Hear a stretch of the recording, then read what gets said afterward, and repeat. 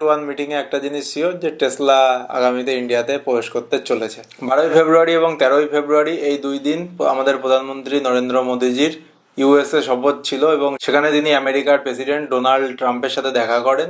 এবং এই যে ইউএসএ সফর হলো, এখানে ইন্ডিয়ার কতটা লাভ হলো, কতটা লোকসান হলো, বা আমাদের মোদীজি ইউএসএ তে যে কি করলেন, কি পরিকল্পনা ছিল এবং কতটা কি বাস্তবায়িত করতে পারলেন, চলুন সে বিষয়ে একটু আলোচনা করি। আমাদের নরেন্দ্র মোদীজির সাথে এস জয়শঙ্কর বিদেশ মন্ত্রী এবং অজিত দোভাল উনিও আছেন। এবং এই বিষয়ে নরেন্দ্র মোদী ডিটেলস তার টুইটার হ্যান্ডেলে অনেক কিছুই শেয়ার করেছেন, অনেক ফটোও শেয়ার করেছেন। অ্যাকচুয়ালি প্রথমে তিনি ইলন মাস্কের সাথে 12ই ফেব্রুয়ারি একটা মিটিং করেন।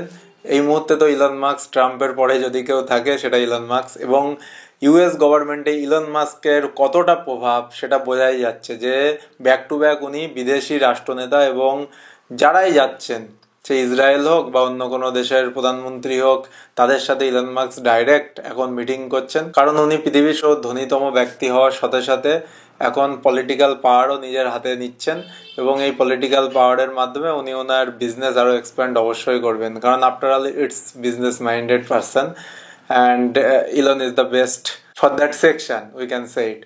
সো নরেন্দ্র মোদীর সাথে ইলন মাস্কের অ্যাকচুয়ালি ট্যাক্স বিষয়ে এবং এই যে ইম্পোর্ট এক্সপোর্ট ডিউটি, এই বিষয়ে নিশ্চয়ই আলোচনা হবে। কারণ ইলন মাস্কের কোম্পানি টেসলা এবং স্টারলিংক এই দুটো ইন্ডিয়ায় ঢোকার জন্য জাস্ট হাত বাড়িয়ে বসে আছে। টেসলা তো আগেই কারখানা মেড ইন ইন্ডিয়া হিসাবে কারখানা করতে চেয়েছিল, কিন্তু বিভিন্ন কারণের জন্য ইন্ডিয়াতে ব্যবসা ওই টাইমে খুলে উঠতে পারেননি বা ইন্ডিয়াতে ওনার টেসলা কোম্পানি খোলেনি।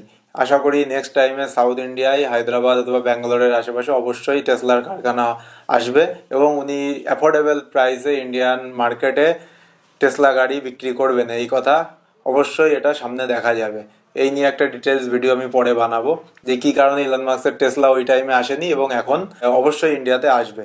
কারণ Indian car market one of the biggest car market in the world. Tesla সেখানে অবশ্যই নিজের হাত জমাতে চাইবে। আর স্টারলিংক স্যাটেলাইট তারা নেটওয়ার্ক প্রোভাইড করে এবং তার সাথে ইন্টারনেট ডাটা এগুলো অনেক উন্নত মানের সার্ভিস তারা দেয়। তো সেটাও চাইবে ইন্ডিয়াতে আসুক, কারণ ইন্ডিয়াতে আসলে তবেই ইন্ডিয়ার এই হিউজ পপুলেশন মার্কেট ধরতে পারবে এবং অ্যাফোর্ডেবল প্রাইসে দেবে আশা করা যায়। ইলন মাস্কের সাথে নরেন্দ্র মোদীর যে মিট আপ হয়, ইলন মাস্কের 12 জন সন্তানের মধ্যে 3 জন সন্তান ছিল এবং তাদেরকে নরেন্দ্র মোদী 2-3টে বইও গিফট করেন। একটা যেমন রবীন্দ্রনাথ ঠাকুরের শিশু সাহিত্য দ্য ক্রিসেন্ট মুন, বিষ্ণু শর্মার পঞ্চতন্ত্র এবং আর কে নারায়ণের লেখা the great R K Narayan collection, এই বইগুলো তিনি উপহার দেন নরেন্দ্র মোদী ওখানে এবং তার কিছু ছবি উনি নিজের এক্স হ্যান্ডেলে শেয়ারও করেছেন। এবং এইবারের বাজেট দেখে অনেক কিছু বোঝা যায়, যেমন ইন্স্যুরেন্স সেক্টরে 100% বিদেশি বিনিয়োগ করার কথা সেটাও ঘোষণা করেছেন। এবং বাজেটে আরও একটা জিনিস যেটা ট্রাম্প ক্ষমতায় আসার আগেই বলেছে যে ইন্ডিয়া থেকে যে মালগুলো ইউএসএতে যাচ্ছে তার উপরে ইউএস গভর্নমেন্ট খুব একটা ট্যাক্স চাপায় না, এতদিন চাপাতো না। কিন্তু ইন্ডিয়া যে প্রোডাক্টগুলো ইম্পোর্ট করে, মানে ইম্পোর্ট ডিউটিটা ইন্ডিয়াতে অনেকটা বেশি। সেটা ধরুন অ্যাপেলের ফোন হোক বা বিভিন্ন কারণে ইন্ডিয়ান গভর্নমেন্ট অনেকটা টাকা সেখান থেকে ট্যাক্স হিসাবে কালেক্ট করে। এই কারণে একটা বৈষম্য দেখা যাচ্ছে, সেই ফলে ইউএস এর কোম্পানিগুলো সেল অনেক কমে যায়। এবার তো উনি ক্ষমতায় আসার পরে বলে দিয়েছেন যে দেশ যেমন ট্যাক্স বসাবে তারাও তেমন ট্যাক্স বসাবে। তার হিসাব স্বরূপ অলরেডি উনি 25% আমদানি ট্যাক্স বসাবে ইস্পাত এবং অ্যালুমিনিয়াম, যেটা ইন্ডিয়া থেকে ইউএসএ তে হিউজ কোয়ান্টিটিতে রপ্তানি হয়, তার উপর 25% ট্যাক্স বসাবে। তো অলরেডি ওখানে একটু হলেও ব্যবসা কমবে। প্রায় $100 কোটি রপ্তানি এই আয়রন এবং অ্যালুমিনিয়ামের সংশয় আছে এই ট্যাক্সের বসানোর ফলে। এবং এর সাথে সাথে এবার যেটা মেইন অবজেক্ট এই ভিজিটের, সেটা হচ্ছে পারমাণবিক যে চুক্তি, সেই পরমাণু চুক্তি আবার নতুন করে বহিঃপ্রকাশ হবে এবং নতুন করে স্বাক্ষর হয়ে ইন্ডিয়াতে সেটা ইমপ্লিমেন্ট হবেই হবে। এবার যখনই পারমাণবিক চুক্তির কথা বলা হয় তখনই the great educated PM, one of the best Manmohan Singh, তার কথাতে আসতেই হবে। 2005 সালে যখন জর্জ ডব্লিউ বুশ ছিলেন আমেরিকার প্রেসিডেন্ট, তখন প্রথমবার পারমাণবিক চুক্তি নিয়ে কথা হয় এবং 2008-এ সেই ডিল সাইন হয়। কিন্তু ওই টাইমে এটা সম্ভব হয়নি, বিরোধীরাও কেউ সাপোর্ট করেনি। কিন্তু ভীষণ ভীষণ বলে একটা জিনিস আছে যেটা মনমোহন সিং হয়তো অনেক আগেই দেখতে পেয়েছিলেন। আজ থেকে 16-20 বছর আগে 1962 সালের একটা পারমাণবিক আইন আছে যেখানে কোনো বিদেশি বেসরকারি কোম্পানি পারমাণবিক শক্তিতে বিনিয়োগ করতে পারবে না। তো তো ফাইনালি আমার মনে হয় মোদি গভর্নমেন্ট আইন এনে এই চুক্তি হওয়ানোর জন্য যে আইনের কাটছাট করতে হবে, যে পরিবর্তন করতে হবে, সেটা হতে চলেছে। এবং আমেরিকায় অলরেডি বিভিন্ন কোম্পানি আছে, যেমন ওয়েস্টিং হাউস এবং জেনারেল ইলেকট্রিক, এই টাইপের বহু কোম্পানি আছে যারা ইন্ডিয়াতে পারমাণবিক ইলেকট্রিক চুল্লি তৈরি করতে মানে খুবই আগ্রহী। এবং ওয়েস্টিং হাউস এই কোম্পানি তো অন্ধ্রপ্রদেশের কোপভাটায় 1000 মেগাওয়াটের পরমাণু চুল্লি বসানোর বিষয়ে অলরেডি ইন্ডিয়ান গভর্নমেন্টের সাথে আলোচনায় আছে এবং আশা করা যায় সবুজ সংকেত পেলে এই পারমাণবিক চুক্তি সম্পন্ন হবে এবং ইন্ডিয়াতে বিদেশি কোম্পানি বিনিয়োগ আসবে এখান থেকে, এবং এটা হওয়ার দরকার। আমার মনে হয় টাইমের নিড। এটা যদি ওই টাইমে মনমোহন সিং এর টাইমে হতো তাহলে ভেবে দেখো 20 বছরে কতটা ইন্ডিয়া এই সেক্টরে ডেভেলপ করতো। জাস্ট এটা ভাবার বিষয়। সেই জিনিস আজকে মোদিজি 20 বছর বাদে এসে সেটাকে আবার করার চেষ্টা করছে। 2005-এ আলোচনা হয়েছিল, এটা 2025।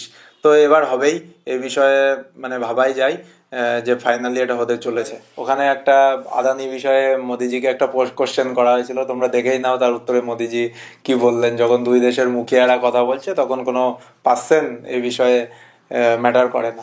I ask whether you discussed at all today the case of Gautam Adani, who's one of the wealthiest men in Asia and perceived as an ally of Prime Minister Modi.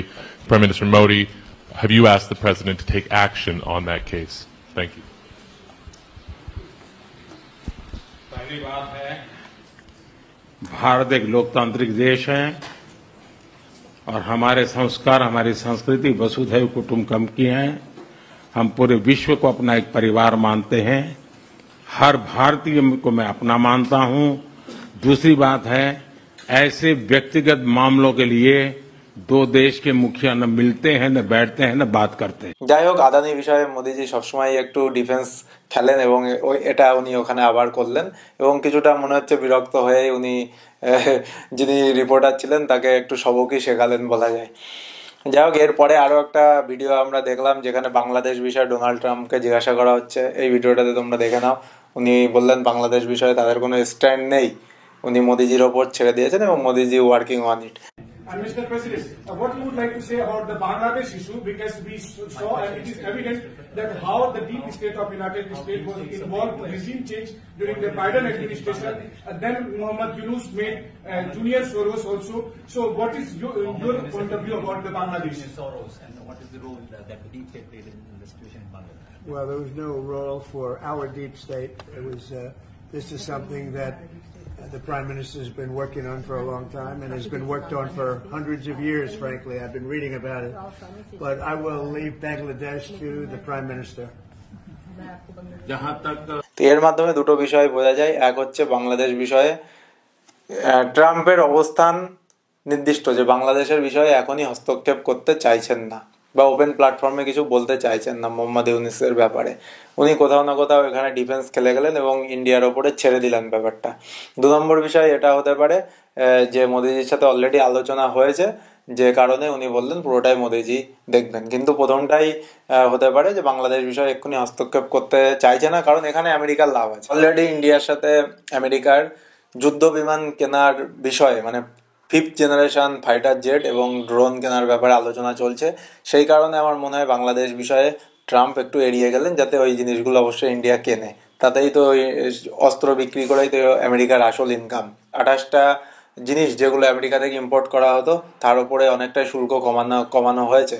এটা ভাবা যায় যে মোদিজির আমেরিকা সফরের আগেই ঠিক হয়ে গেছিল, যাতে আমেরিকান প্রোডাক্টগুলো ইন্ডিয়ান মার্কেটে বেশি করে বিক্রি হয়। হার্লে ডেভিডসন, অ্যাপেল এবং ভবিষ্যতে টেসলাও আসতে চলেছে, এই টাইপের বড় কোম্পানিগুলো আসে। 20টা পণ্যে তো অলরেডি ইম্পোর্ট ডিউটি কমানো হয়েছে। এইবার ইন্ডিয়া এবং আমেরিকার মধ্যে যে আলোচনা চলছে, যে অলরেডি 104 জন বন্দীকে নিয়ে প্রথম 5 ফেব্রুয়ারি আমেরিকার একটা যুদ্ধ বিমান ইন্ডিয়াতে হাতে হাত করা পায়ে বেরিয়ে পড়িয়ে ইন্ডিয়ান যারা আমেরিকাতে অবৈধভাবে ছিল তাদেরকে অমৃতসরে নামিয়ে দিয়ে গেছে। এবং দ্বিতীয় দফার আবার বিমান ইন্ডিয়াতে আসতে চলেছে এবং সেটা আবার পাঞ্জাবে ল্যান্ড করা হবে। সেই বিষয়ে পাঞ্জাবের অর্থমন্ত্রী হরপাল চিমা উনি বলেছেন যেটা কেন আহমেদাবাদ ল্যান্ড করা হচ্ছে না, ফালতু পাঞ্জাবকে বদনাম করা হচ্ছে। তো এই বিষয়ে ইন্ডিয়ান গভর্নমেন্টের পক্ষ থেকে জয়শঙ্করজি অলরেডি বলেছেন যে আলোচনা চলছে, ইন্ডিয়ান গভর্নমেন্টের সাথে কথা বলে তারা নিয়ে আসছে। এবং টোটাল ওখানে 487 জন ভারতীয়কে এই মুহূর্তে বেআইনি ভাবে অভিবাসী হিসাবে আছে চিহ্নিত করা হয়েছে এবং তাদেরকে 3টে দফায় ইন্ডিয়াতে ফেরত পাঠানো হবে। দ্বিতীয় দফার বিমান হয়তো 15ই ফেব্রুয়ারি ল্যান্ড করবে। বিষয়ে এস জয়শঙ্কর উনি এটাও বলেছেন 2009 সালেও 15,668 জনকে আমেরিকা ভারতে পাঠায় ফেরত, এটা নতুন কিছু না। সো ওভারঅল যদি দেখি আমরা নরেন্দ্র মোদীর আমেরিকা সফর এই মুহূর্তে সফলই থাকলো এবং অনেকগুলো গুরুত্বপূর্ণ চুক্তিও হলো, এগুলো ভবিষ্যতে দেখা যাবে। ইন্ডিয়া আমেরিকার বিনিয়োগ বাড়বে, কিছুটা হলেও এই মুহূর্তে ট্যাক্সের জন্য ডেফিসিট হয়েছে, কিন্তু মোদীজি আশা রেখেছেন এবং মোদীজি বলেছেন $500 বিলিয়ন টার্গেট রাখছেন 2030 সালের মধ্যে। এটার বাইলাটারাল যে ট্রেড সেটা $500 বিলিয়ন পৌঁছবে এবং এই আশা রেখেই উনি ওখানের সফর শেষ করলেন। তো এই সফর যথেষ্ট সাকসেসফুল। ডোনাল্ড ট্রাম্প মোদিজিকে একটা বইও উপহার দিলেন। তো এর মধ্যে দুজনের বন্ডিং এবং ভালোবাসা দেখা যাচ্ছে। সো বন্ধুরা, মোদিজির এই যে বিদেশ সফর এটা সফল বলা যাবে অবশ্যই। তোমাদের কি মতামত কমেন্ট সেকশনে অবশ্যই কমেন্ট করো। ভিডিওটা যদি ভালো লাগে চ্যানেলটা সাবস্ক্রাইব করো, লাইক করো, ভিডিওটা শেয়ার করো। আবার পরের ভিডিওতে দেখা হবে। নমস্কার।